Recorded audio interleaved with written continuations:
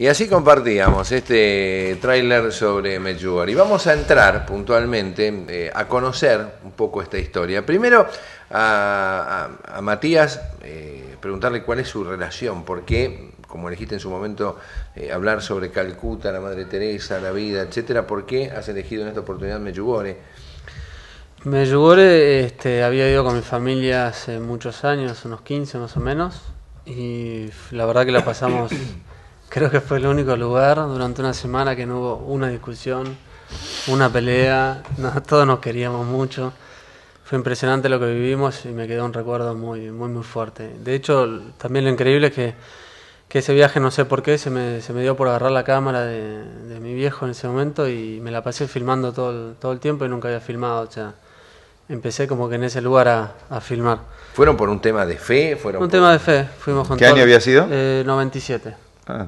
Sí, más o menos sí. Cerca de la guerra, era un sí, había militares cuando cruzábamos las fronteras, sí. Uh-huh. Y la verdad que la pasamos increíble, sentí algo muy lindo todos, y me quedó pendiente como volver, siempre me quedaron las ganas de volver, y cuando terminé de hacer la serie de viajes que hice, que también filmaba, terminamos en Medjugorje. Fue el último capítulo, entonces ahí arranqué a filmar el documental. Y después, a las 3 semanas, sentía que tenía que volver y volví. Y ahí me encontré con Adrián y filmamos. ¿Ahí se conocieron? No. Bueno, una de las cosas que ahí ya se veía la mano de Dios es que cuando me subo nos encontramos en el ómnibus después del avión, que íbamos a Medjugorje, y me dice Adrián, no, estaba como molesto porque un chico que le iba a llevar una cámara le falló, no se la llevó, y él estaba con muchas ganas de filmar Medjugorje. Entonces estaba como enojado, decía, yo que tenía ganas de filmar, y yo que me había ido solo a filmar Medjugorje y diciendo, ¿cómo voy a hacer solo para filmar Medjugorje? Necesito a alguien que se pare adelante. Claro, está bien. Entonces cuando Adrián me termina de contar eso, me río, abro la mochila y saco una cámara grande y le digo, increíble, mirá cómo... Yo te puse la cámara. Sí. Pero aparte fue gracioso porque el grupo ya estaba para salir. Estábamos en el aeropuerto de Roma esperando a Air Croatia. Y veo llegar una mochila con uno caminando adelante así flameando, ¿no? Que venía corriendo, transpirado, llegaba tarde, que perdió el avión, nosotros ya arriba, ¿no? Sí. Digo, yo lo conozco, digo, ¿qué hace acá? Digo, y que se prendió en el viaje a último momento. Claro. Sí. Me dijo, no, estuve hace poco, y venía con esa mochilón, que no sabía yo lo que era, y ya sentados tranquilos le digo, qué bueno que viniste, digo, pero sabes que yo tuve todo el tiempo pensando, traerme una camarita que sea chiquita, porque la verdad que yo no me da para una cámara grande, y filmar cosas, porque es una pena a veces que uno hace viajes tan lindos y que con tantos testimonios, y no puedo filmar, y ahí fue cuando... O sea, como que la providencia... Claro, sí, aparte nos sentamos en el mismo asiento del colectivo, o sea, increíble, como que... Sí, todo encajaba para que puedan hacer juntos. Y yo que pensaba, ¿cómo voy a hacer? No sé, pero tengo que ir, sentía que tenía que ir. Alguien tiene que estar adelante de la cámara, vos lo dijiste recién. Sí, y ahí aparece Adrián. Bien, Medjugorje en tu vida entonces se marcó de manera muy fuerte en este viaje familiar, y sabías que había algo por ir a buscar. Y en el caso del padre Santarelli, ¿por qué Medjugorje? ¿No? Porque antes del programa yo le decía, claro, uno dice Lourdes, Fátima, ¿no? Luján, uno puede tener muchos lugares. ¿Por qué hay un cariño especial, o por qué lo atrapa Adrián Santarelli, que siempre está con Medjugorje en la boca? Bueno, no, en realidad, yo estando en Cuba, conozco un empresario que había tenido una conversión muy grande en Medjugorje. Y él me dice, la primera vez que yo escucho, yo había escuchado hablar de Medjugorje cuando yo estaba allá de párroco, acá en Buenos Aires, en Argentina, a través de una familia croata que, habiendo escuchado esto, su hija viaja a Medjugorje, años 80 y largos, todo eso estaba habiendo empezado, y tuvo una experiencia muy importante en el sentido que ella llega allá a Medjugorje sola, ¿no? En un viaje que, digamos, poca gente había hecho en aquel momento, y dice que pregunta por los videntes y estaban todos reunidos en una casa. Toca el timbre, pase, le dice, ¿qué tal? Me dice, mire, vengo de Argentina y me enteré de ustedes. Ah, no, pasá. Y esta chica hablaba, creo que croata, y se empiezan a entender. Y le dice, bueno, les quiero agradecer qué rápido ustedes me recibieron y me hicieron pasar y estar con ustedes. Dice, no, es que la Virgen hoy nos dijo que iba a venir alguien de muy lejos, una joven, y que la recibamos. Bueno, te imaginas, esta chica cuando llegó a la parroquia me hizo este cuento, a mí me quedó ahí esto, ¿no? Entonces cuando este hombre me habla de que me quiere invitar en algún momento, se da que yo voy a estudiar a Roma, y entonces estando allí en Roma, se da el viaje y me invita. Digamos, Roma, Medjugorje es, digamos, hay que cruzar a Croacia, es cruzar el Adriático. Y entonces, bueno, era un fin de semana largo que podía tomarme de la facultad y por primera vez fui. Me impresionó mucho la primera vez el lugar con la experiencia, a ver, de una paz en medio de una gran austeridad también. El lugar es austero, es un lugar de montañas, es un lugar de mucha piedra. No es turístico. No hay, claro, un santuario muy sofisticado, era la iglesia del pueblo. Actualmente hicieron atrás un altar muy grande, pero esa primera experiencia, a mí yo me acuerdo que lo que me quedó es esto. La montaña, la paz y un diálogo interno con Dios que se iba dando como algo muy rico y muy vivo en estos lugares de mucha austeridad y de silencio.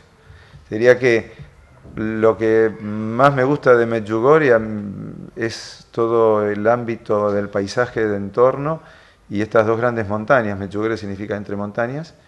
Estas dos grandes montañas con la mística que ofrecen, una subiendo el Vía Crucis, la otra rezando el Rosario. El Póbrodo, que es el lugar primero de las apariciones, donde la Virgen empezó a aparecer a los chicos, a los que eran unos niños campesinos, muy pequeños, tenían más o menos entre 12, 14 años, 15, y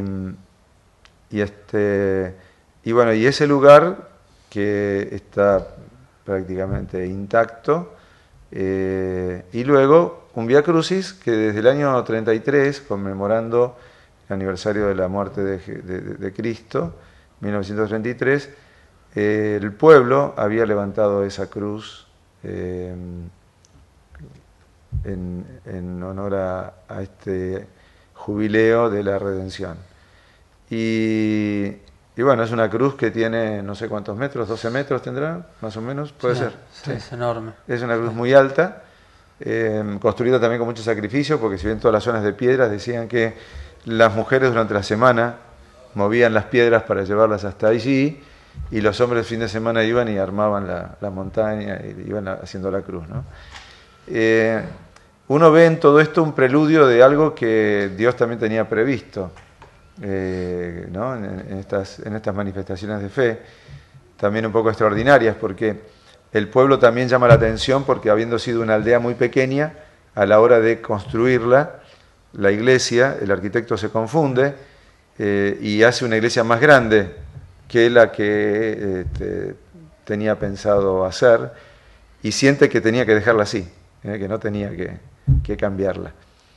Y bueno, hoy es una iglesia, por otra parte, consagrada a Santiago Apóstol, desde los comienzos. ¿Y quién es Santiago?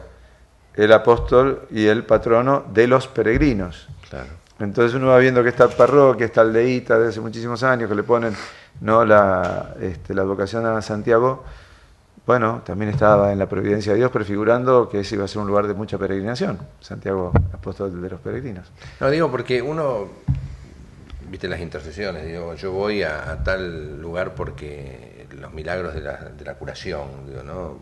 ¿Qué encontramos en Medjugorje? ¿Qué es lo que puede hacer, o qué hace concretamente que la gente se acerque, ¿no? Yo creo que Principalmente hay mucha paz y las personas ahí sacan lo mejor.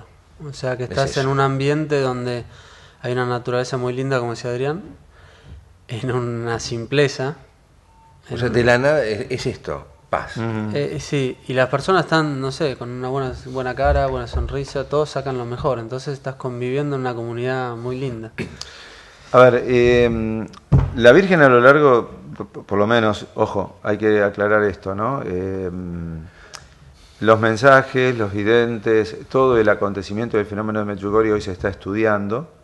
La Iglesia Universal lo está estudiando, la Iglesia, el Vaticano. Se calcula que más o menos este año o el año próximo estarán expidiéndose acerca de todos los fenómenos. Cuando se trata de una manifestación de la Virgen se analiza todo. Cómo empezó el hecho, los videntes, los mensajes, lo que fue sucediendo en el lugar, las gracias que se fueron concediendo, lo que se vive actualmente, los frutos que fue produciendo, que se fueron dando. Es un conjunto. Siempre toda revelación es humano y es divina.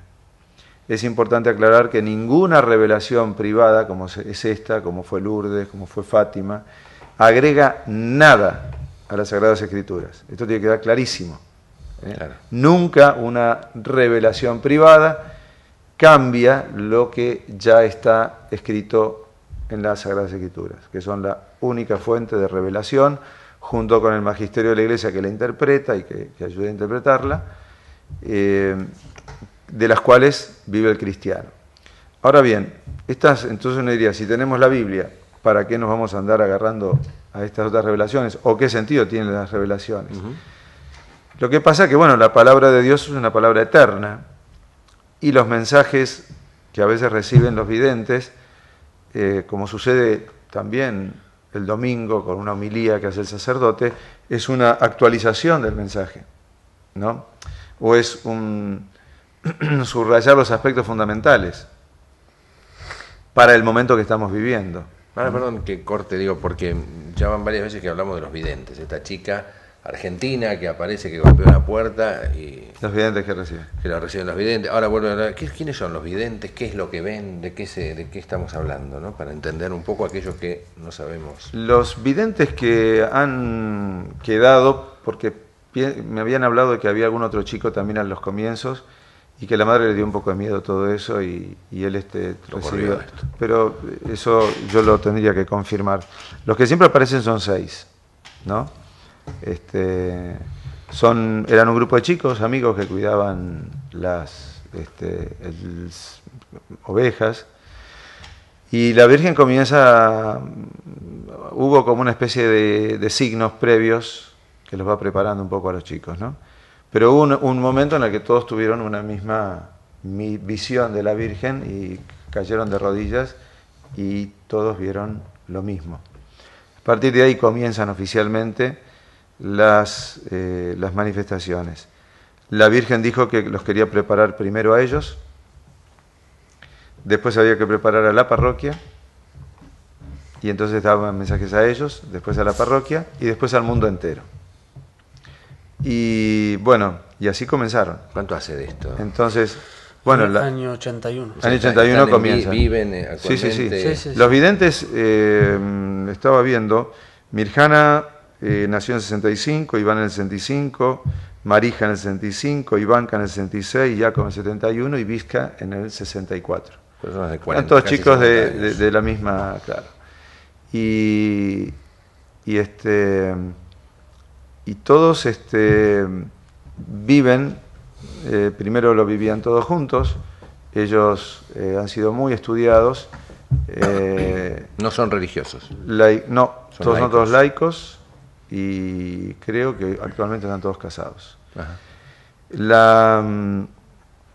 La Virgen les pedía que vayan a la iglesia a rezar el rosario antes de la misa, y más o menos para las 6 menos 20 era cuando ellos, rezando el rosario, automáticamente en un momento ¡puc!, caían todos de rodillas, todos a la vez, y entraban en un estado de trance que fotografías, Sí, cosas para molestarlos, incluso hasta pruebas pinchados, que no responden a nada, están en contacto. Ellos dicen que cada uno dialoga con la Virgen al modo de cada uno. Se reían porque dice Iván, que habla poco, habla con la Virgen muy lento, y Vizca, que habla todo el tiempo y es mucho más así vivaz, habla todo el tiempo con la Virgen también, ¿no? Una cosa muy linda es que le han preguntado, bueno, ¿y cómo les habla la Virgen? ¿Con qué voz? ¿Cómo es?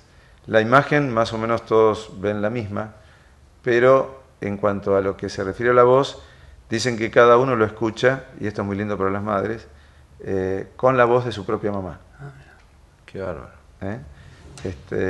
Y esto es muy lindo también, ¿no? Como la Virgen es madre a través de las madres, ¿no? Y bueno, y ellos van teniendo distintos niveles de mensajes.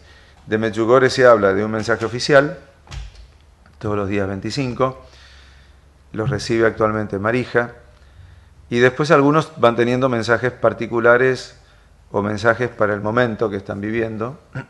Algunos tienen apariciones todos los días, otros no. Jacob dicen que ha dejado de tenerlas. Sobre todo esto es muy difícil tener versiones oficiales, claro, ¿no? O sea, yo hablo de lo que voy escuchando, de lo que me han dicho y demás. ¿Conociste a alguno de ellos? A Vizca. Ella en su momento hablaba desde el patio de su casa y ibas y estabas con ella ahí escuchando. Personalmente con ella no, pero de escucharla sí.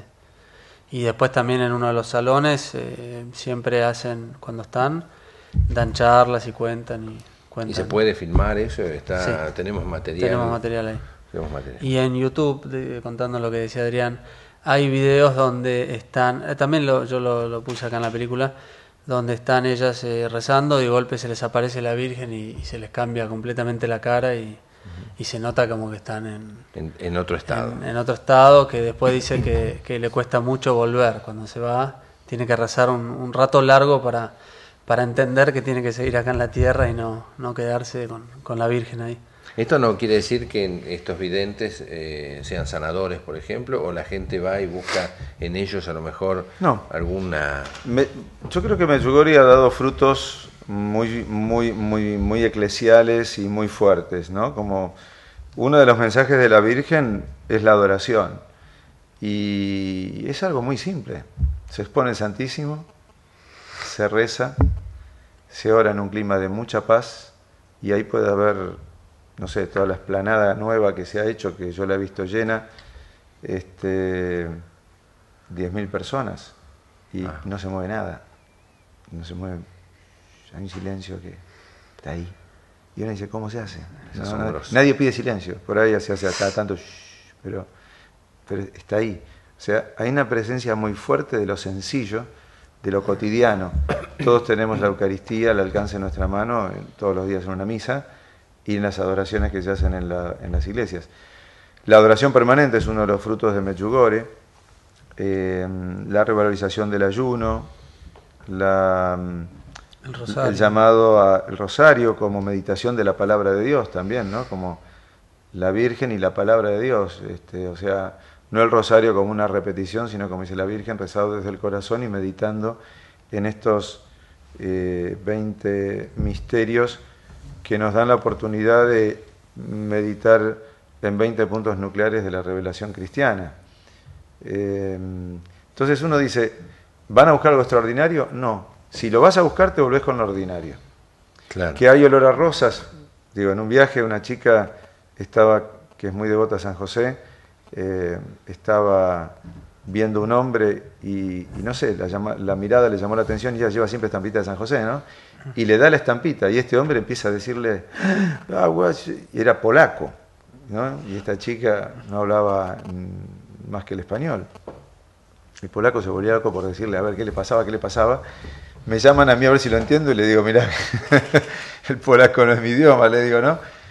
Pero le alcanzo a entender como que el hombre hace... Y digo, Rose. Entonces había sentido olor a rosas en el momento que esta chica le lanzaba la estampita, ¿no? y se quedó llorando el hombre ahí muy conmovido porque vio, vaya a saber cuál era su experiencia, no lo pudimos saber porque claro, alcanzamos a entender que sintió como una gracia muy particular en esta chica que gratuitamente saca una estampita y se la da. ¿Gestos como esos son extraordinarios? Sí, pero lo que uno trae no es que sentí olor a rosas, es que tuve una gracia muy particular y como que Dios se fijó en mí, me dio una respuesta a lo mejor en una situación interna que estaba viviendo de una persona que gratuitamente pasa por afuera y me tiene un gesto gratuito conmigo. Sí. Entonces, el contacto con la palabra de Dios, el llamado a la santidad, la Virgen que insta al testimonio, a la vigilancia, a permanecer junto a Dios, a no perderlo, es lo ordinario de cualquier cristiano.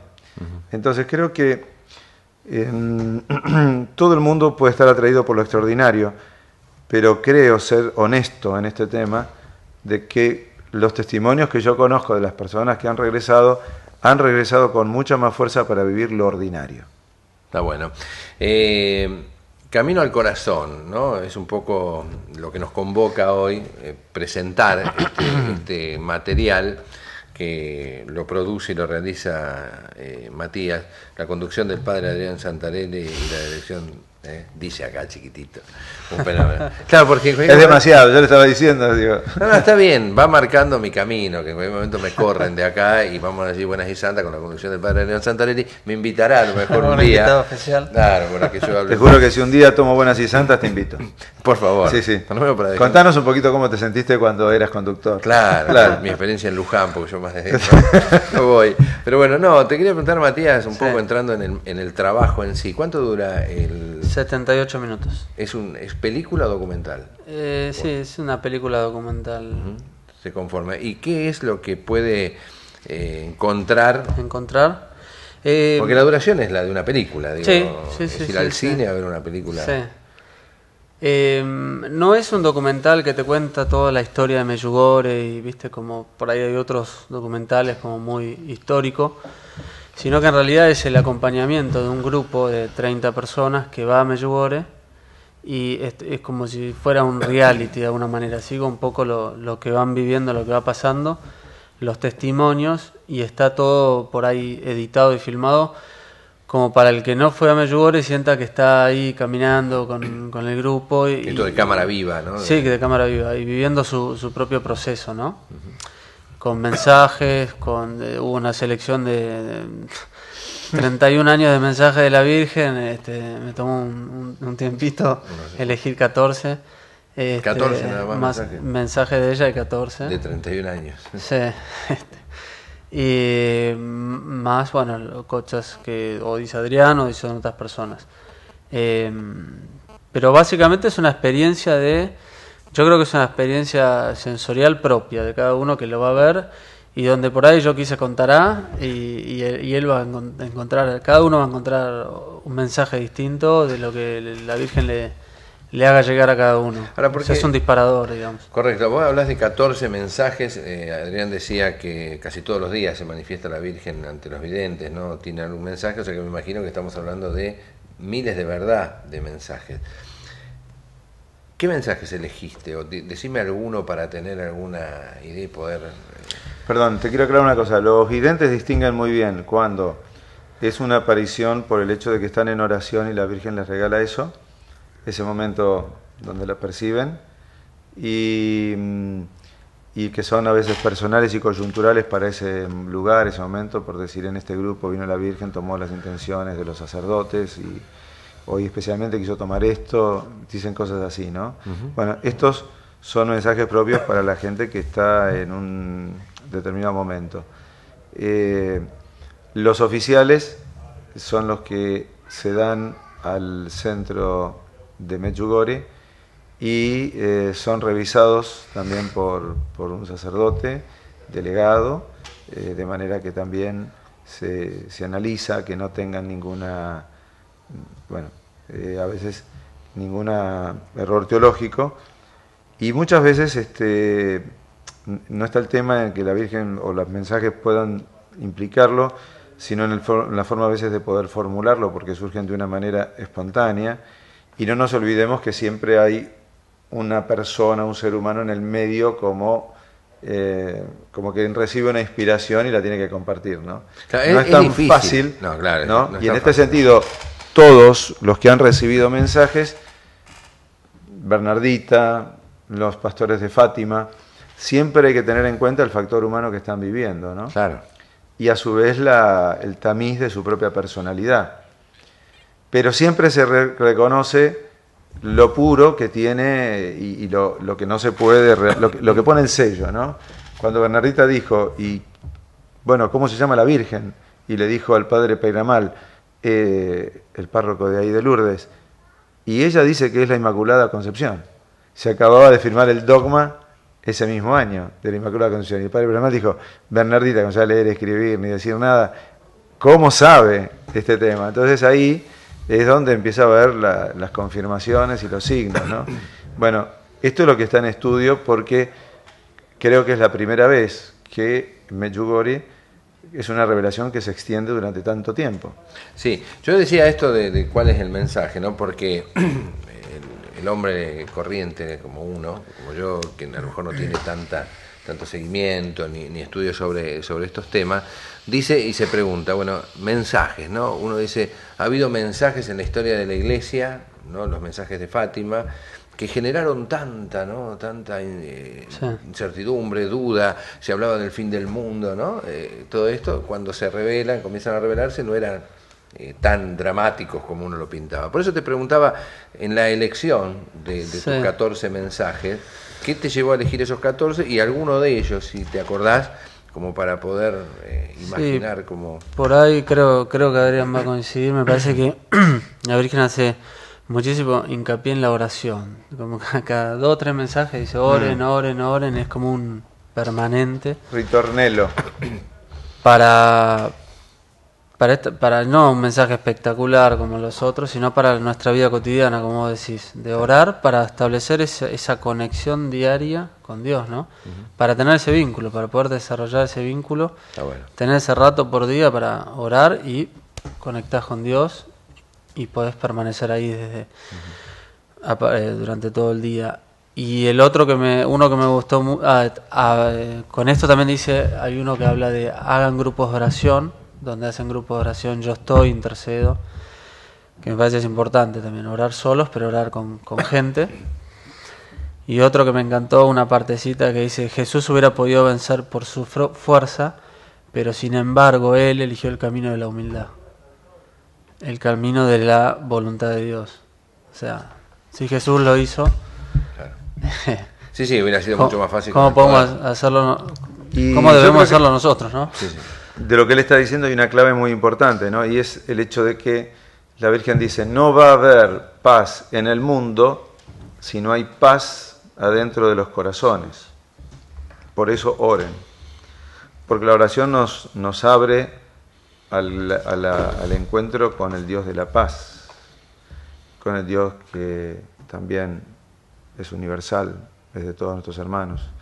Y por eso también insta a la confesión para que vivamos un proceso permanente de conversión, dice la confesión mensual.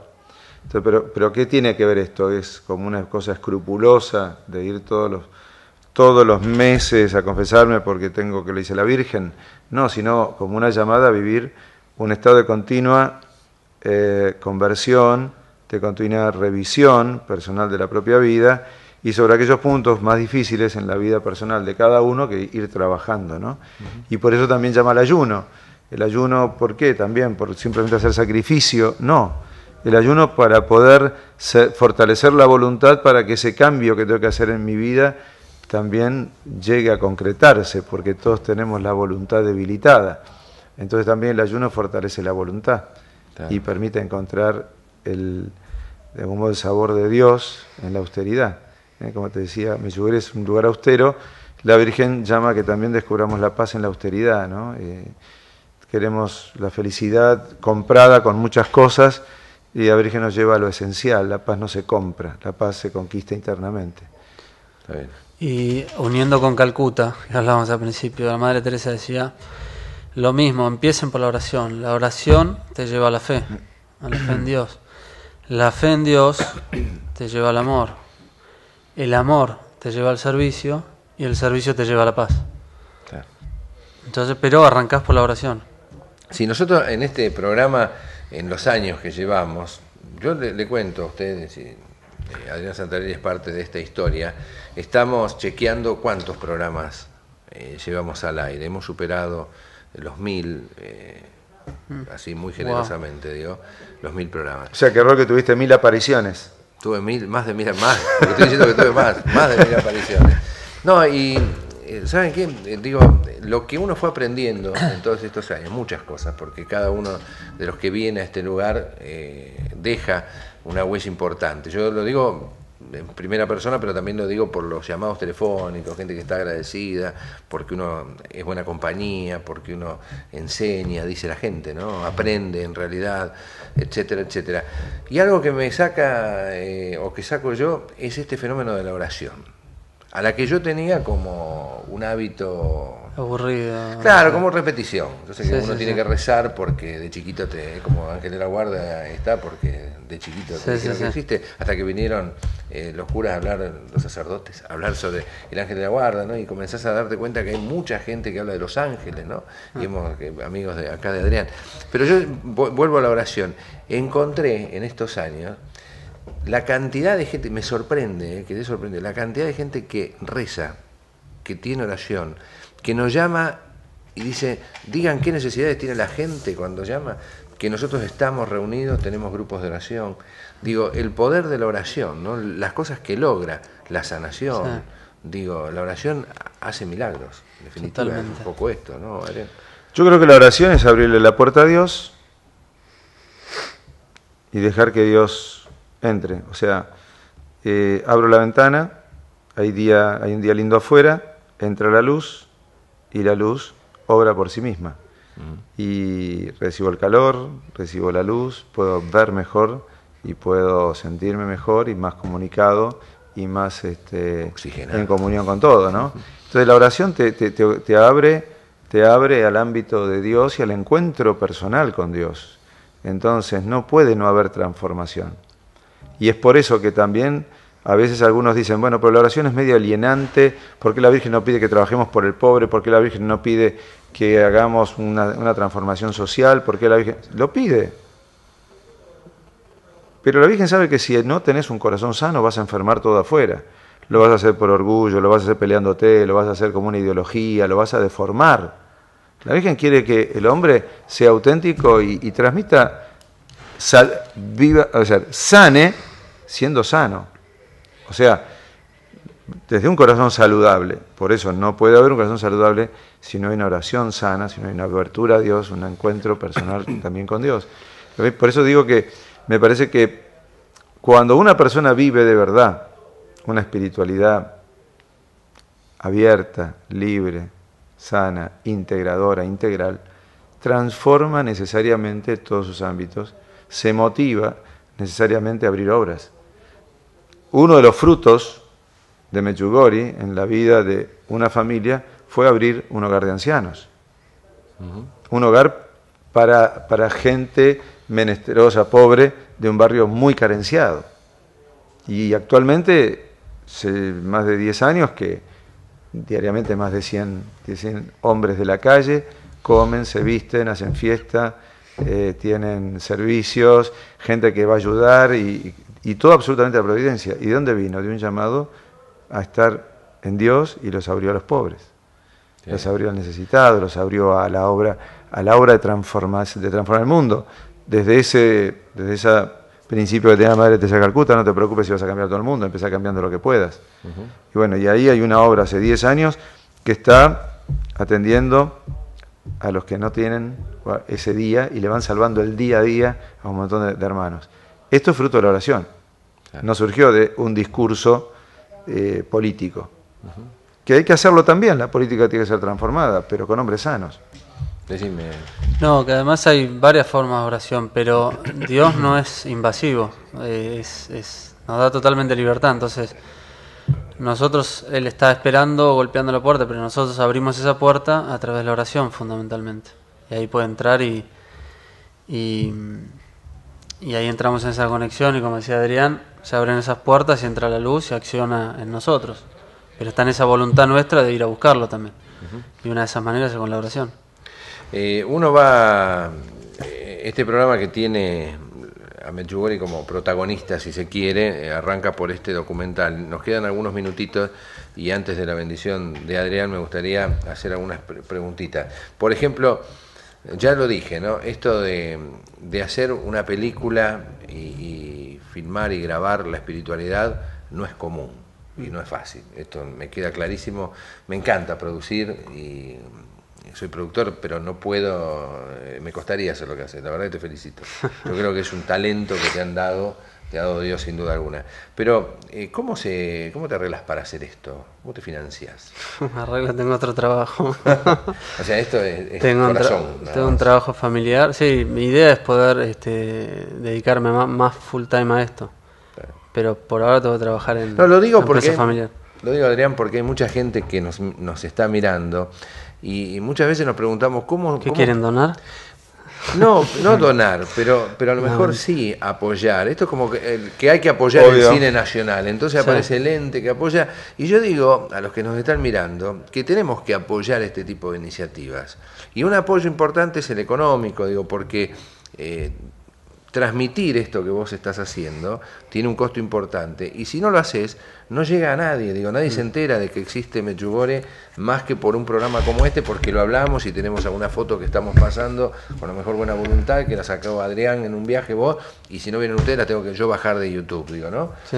Por eso me parece, no sé si me equivoco, hacer un llamado a que seamos... Sí, está pasando algo lindo que hay gente que la ve. El otro día me llamó una mujer y me dice, te compro 10 porque se las quiero regalar a otras personas, o otro que me dice, me llevo 20 a la parroquia a vender. O Adrián que me dijo, hoy la vendemos en la iglesia mía. Bueno, a ver, decime, ¿cómo podemos conseguirlo? Para contactarse conmigo puede ser a la página web, que es 33alas.com. 33alas. Número 33alas.com. Y así, cualquiera que quiera, tenga alguna posibilidad, un grupo de oración, o hay un encuentro de no sé cuánta gente en algún lugar... Que me avise y llevamos la película. Bien. Y bueno, yo supongo que se puede dar también la dirección de la parroquia. Por favor. En la calle Urquiza 1450, en Vicente López, parroquia Santo Tomás Moro. También tiene su sitio web para conectarse y ver los horarios.